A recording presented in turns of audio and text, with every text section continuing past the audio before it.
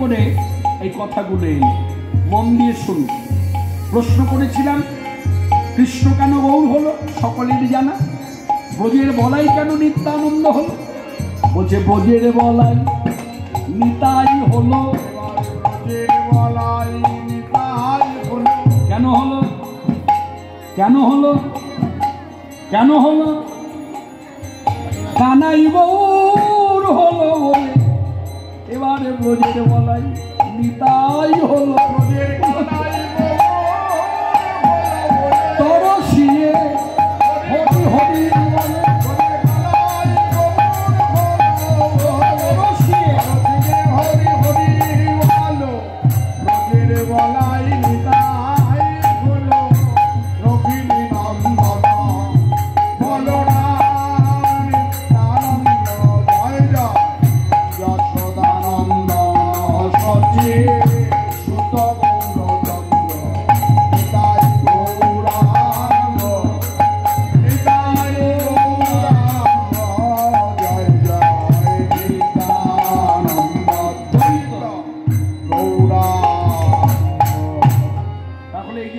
আগে কীর্তন কেন হয়? এই কীর্তন শিক্ষামূলক কীর্তন, যে তত্ত্বগুলো আমরা জানতে পারি। কিন্তু এই উত্তরের ধারণায় যদি ভাগবতের প্রচার হয় তখন এই কথাগুলো আমরা শুনতে পাই। তারা ভাগবতের কথাই বলে, কিন্তু পাঠের আগে কীর্তনও হয় না, পাঠান্ত কীর্তন হয়। এটা একমাত্র বাঙালি বৈষ্ণবদের মধ্যে আছে এই ধারাটা প্রচলিত। তো যাই হোক, তা ব্রজের বলাই কেন নিতাই হলো সে তত্ত্ব আমরা জানি না। সেই প্রাণের প্রাণ নিতাই সুন্দর এই খেলার মধ্যে আছে। হঠাৎ করে সকলকে ছেড়ে দিয়ে প্রাণের প্রাণ গৌর সুন্দর গৌরীদাস পণ্ডিতের হাত ধরে অনেকটা দূরে সরে চলে এসেছে। নদিয়ার বাট আলো করে হাত পেতে দাঁড়িয়েছে। কৃষ্ণ যেমন ব্রজেতে আনুমানিক 5,500 বছর আগেকার লীলা, পূর্বের লীলা, নৈমিত্তিক লীলা, একদিনের লীলা, কারণবশত লীলা, যার জন্য নৈমিত্তিক লীলা বলা হলো। সেই কৃষ্ণ যেভাবে ভুজাঙ্গনদের পথ রোধ করেছিলেন, হাত পেতে কর চেয়েছিলেন, দান চেয়েছিলেন, যে ভাষায় বলি না কেন, ঠিক সেই ভাব আজকে গৌর সুন্দরের মনে দেখেছি, তাই হাত পেতে দাঁড়িয়েছে। এ রাধা মোহন কহে গদ গদ ভাত, গোপত গৌরাঙ্গ লীলা করিলেন প্রকাশ, যাহা ছিল অতি গোপনে ছিল, ছিল অতি গোপনে ছিল, এই জগজনে কৃপা করে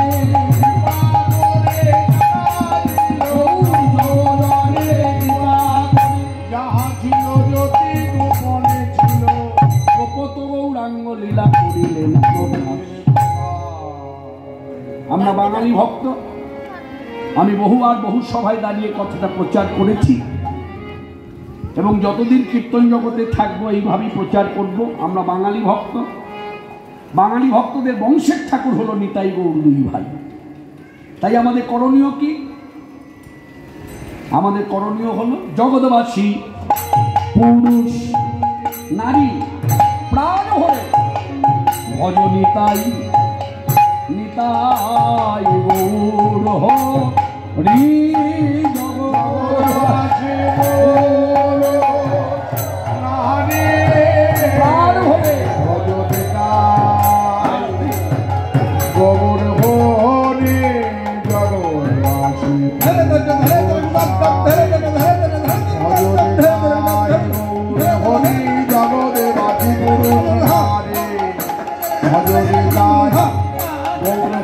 জগৎবাসী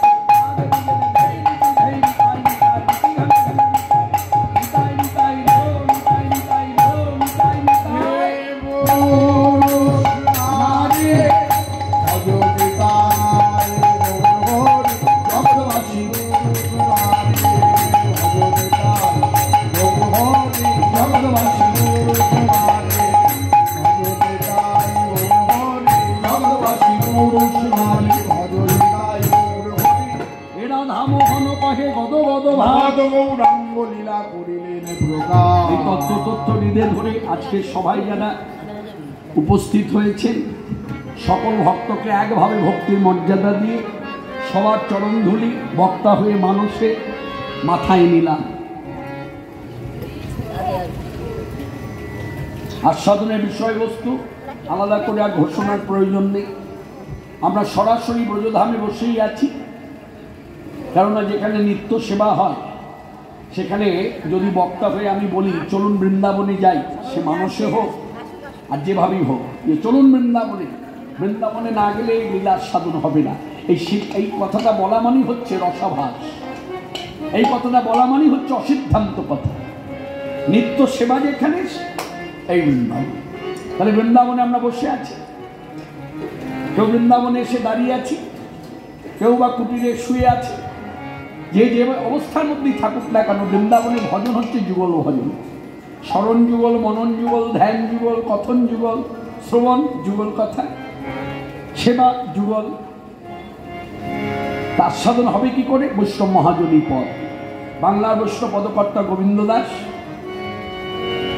সেই মহাজনী পদ, যার জন্য এখানে কথাটা খুলে বলে দিই, মহাজনী পদে মহিমা মাহাত্ম্য আর দীর্ঘ বহু বৎসর ধরে হরিকথার সঙ্গে ওতপ্রোতভাবে মিশে থাকার পর একটা গান হয়তো আমি বানালাম, লিখলাম। সেই গানের মধ্যে রাধা নাম আছে, রাধা কৃষ্ণ নাম আছে, নিতাই গৌরের নাম আছে, যতই থাকুক না কেন সেটা কিন্তু বৈষ্ণব মহাজনী পদ নয়। এই মহাজনী পদ পদাবলীর প্রতি মানুষের এত আকর্ষণ কেন? আমি খুব গোদা বাংলায় বলছি, এত আকর্ষণ কেন, শোনার এত বাসনা কেন? না, মহাজনী পদ স্বাস্থ্যসম্মতভাবে রচনা করেছে, যার জন্য শাস্ত্রের কথা শুনলে কি হয়? চিত্তশুদ্ধ হয়। আর চিত্তশুদ্ধ হলে কি হয়? তখন সেই ব্যক্তি আর সেই ব্যক্তির ভেতরে অনুভব এসে যায় যে প্রভু কৃষ্ণ, আমি তার দাস। এটা শাস্ত্র কথা ছাড়া সম্ভব হয়। মন গড়া কথা দিয়ে কখনো কোনো মানুষের ভেতরে এই ভাবটা আনা যায় না। চটকধারী কথা দিয়ে কখনো এই ভাব আনা যায় না। ভেতরে যদি মানুষের ভেতরে যদি এই ভাবটা জাগাতে হয়, তখন স্বাস্থ্যসম্মতভাবে যতটুকু কথা বলুক, যে কোনো বক্তাকে স্বাস্থ্যসম্মতভাবে কথা বলতে হবে। তাই এখন আমরা শাস্ত্রীয় সিদ্ধান্ত অনুযায়ী বৈষ্ণব মহাজনী পদ আস্বাদন করব। এই পদের কথাগুলো শুনলেই ভাবটা এসে যাবে বৃন্দাবনের ভাব। শ্রী রাধা রমন রমণী মন মোহন বৃন্দাবন পদ দেবা উলধ্বনি।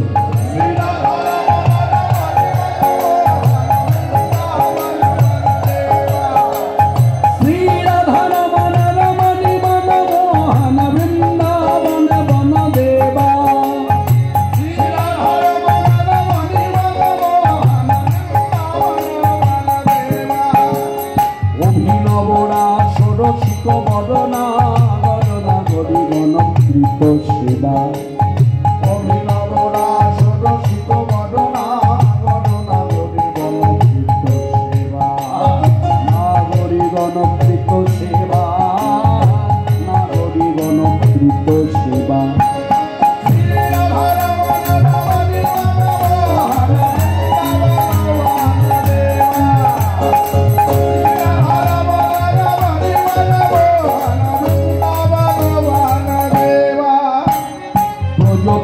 দম্পতি হৃদয়ানন্দ নন্দন নবঘনশ্যাম, প্রজাপতি দম্পতি হৃদয়ানন্দ নন্দন নবঘনশ্যাম, নন্দীশ্বর পুরপুরত পদাম্বর, নন্দীশ্বর পুরপুরত পদাম্বর।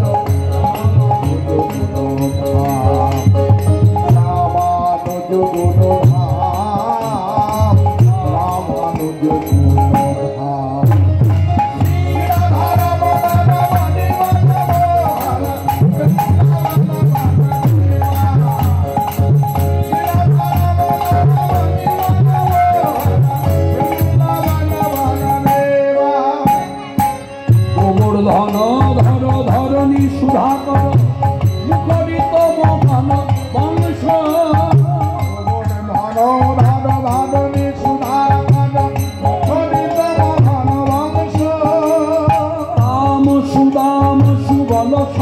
সুন্দর রাম সুদাম সুবল সখা সুন্দর শিখিচন্দ্র চারু অবতংশ শিখিচন্দ্র জাদু অবতংশ শিখিচন্দ্র জাদু জগতংশ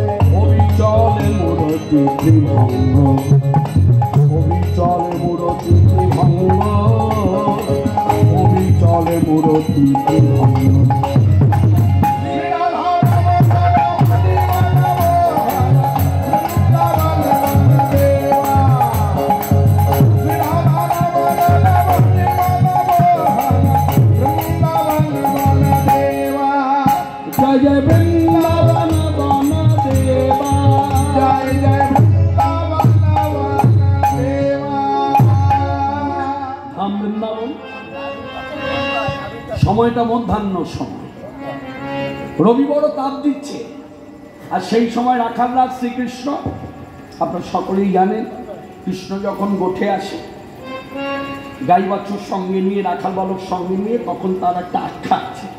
যেমন বেদ যেমন তাকে আখ্যা দিয়েছে পরম ব্রহ্ম ভগবান শ্রীকৃষ্ণ, ঠিক একইভাবে তাকে আখ্যা দেওয়া হয়েছে যখন তিনি খেলায় মত্ত থাকে গাই বাছুর নিয়ে সখার সঙ্গে, তাকে আখ্যা দেওয়া হয়েছে রাখাল রাজ, মানে রাখালদের মধ্যে রাজা। মধ্যমণি খেলায় মত্ত ছিল, খেলা খেলতে খেলতে হঠাৎ করে ঘোষণা করে দিল, আমি আর খেলা খেলবো না, আর খেলা খেলবো না। হঠাৎ করে, বলা নাই কওয়া নাই, বলছে খেলবো না। তা খেলবো না যদি বলে, 10 জনের মধ্যে একজনও যদি বলে কি হয়, খেলা বন্ধ হয়ে যায়, খেলা বন্ধ হয়ে যায়। এখন কারো সাধ্য হচ্ছে না জিজ্ঞাসা করতে পারে কি কারণে খেলা বন্ধ হলো। দাদা বলরাম এগিয়ে এলেন, কাছে দাঁড়িয়ে জিজ্ঞাসা করলেন, কানাই দাদা খেলা বন্ধ হলো কেন, খেলবি না কেন? বলছে দাদা রবি বড় তাপ দিচ্ছে, আমি ঘর্মাক্ত, ক্লান্ত, শ্রান্ত। দাদা বলরাম ভাই কানাইয়ের মুখ পানে চেয়ে মনে মনে বিচার করলেন, যে ভাই কানাই আমার কালীনাগের মাথায় নৃত্য করে নেমে এসে বলল না আমি ক্লান্ত হয়ে পড়েছি, যে ভাই কানাই আমার 7 দিন একভাবে গোবর্ধন পর্বত ধারণ করে রইল,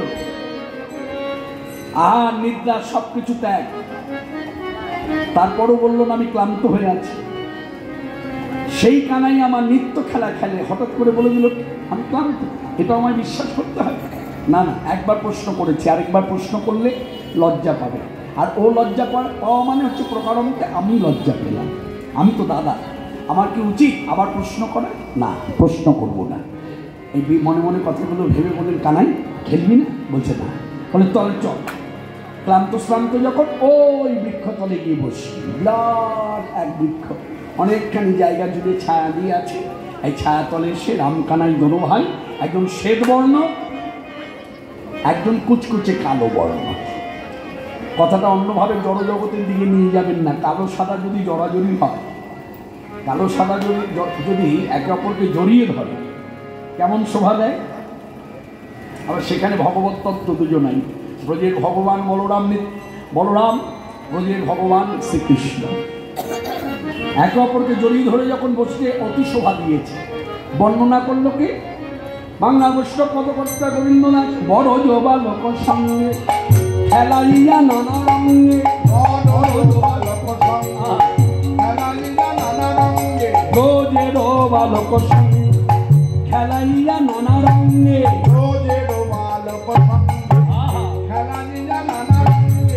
ছায়াতে বসিল দোনো ভাই, অতিশয় শ্রম ভারে হান্ডির তরুণ তলে,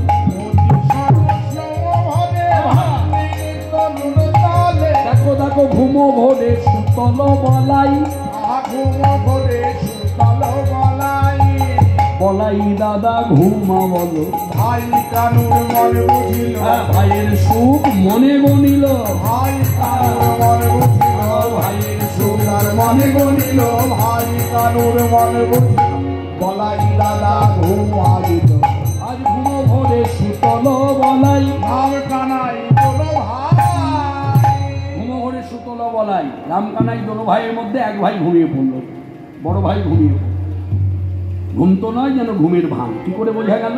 না, চোখ বন্ধ করে আছে, মাঝে মধ্যে আবার চোখটা খুলে দিচ্ছে, খুলে দিয়ে যেই কানায় মুখ পানে চাই চোখটা বন্ধ করে দিচ্ছে, মানে ভাবটা জানার জন্য কি কারণে খেলা বন্ধ হয়েছে।